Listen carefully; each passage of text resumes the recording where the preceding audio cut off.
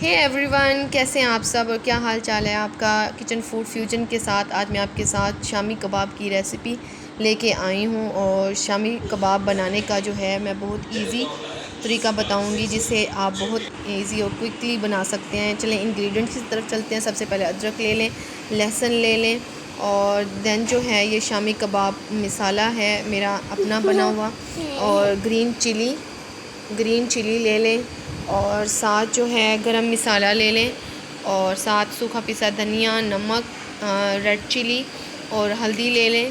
साथ जो है वो चॉप किए हुए प्याज ले लें और कीमा ले लें जितना आपको हस्बे ज़रूरत। और साथ चने की दाल मैंने लेकर उसको भिगो दिया था। और सबसे पहले एक बर्तन लें, उसमें जो है वो चने की दाल डाल देनी है आपने।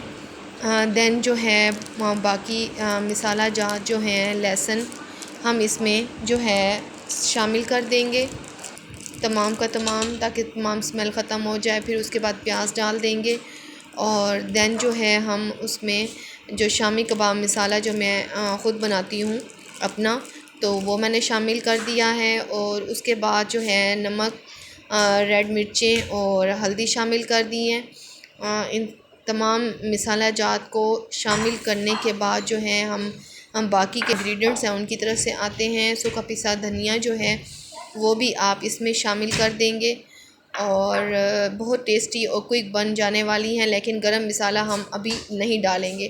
कीमा जो है वो धोकर आपने उसको भी डाल देना है, और रेड चिली जो है वो भी डाल देनी है। इससे बहुत अच्छी खुशबू भी आती है शामी बनाते वक्त। और इनको जो है वो पकने के लिए रख देना है। और पकने के बाद आप देख सकते हैं कि ये इस तरह का लुक आया है। चने की दाल भी गल चुकी है। हमने बहुत ज़्यादा चने की दाल को नहीं गिलाया ताकि हमारी शामी जो हैं वो एक अच्छी तरह से बने और एक सख्त भी हों और टूटने वाली भी ना हों। और इसके बाद जो है आप गरम मसाला शामिल कर दें। गरम मसाला शामिल करने के बाद आप इसको अच्छी तरह से मिक्स कर दें ताकि तमाम जो वो है गरम मसाला है सारे कीमे में शामिल हो जाए।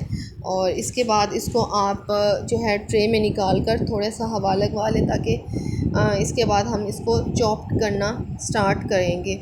आप एक जो है कोई सा भी अच्छा चॉपर ले लें, उसमें जो है आपने कीमा और चने की दाल का जो मिक्सचर है वो आपने थोड़ा थोड़ा करके उसको चॉप कर देना। मेरे पास चूँकि एक बड़ा जार है तो मैंने काफ़ी तादाद में डाला है। ये आपके ऊपर है कि आपका चॉपर किस तरह है। फिर जब तमाम चॉप्ड हो जाए उसमें ग्रीन चिली और बारीक पिसा हुआ आपने धनिया शामिल करके मिक्स कर लेना है और उसकी शामी बना लेनी। देख सकते हैं कि कितनी खूबसूरत और प्यारी जो है वो शामी बनी है और बहुत टेस्टी हैं। आप भी इसको ज़रूर ट्राई कीजिएगा।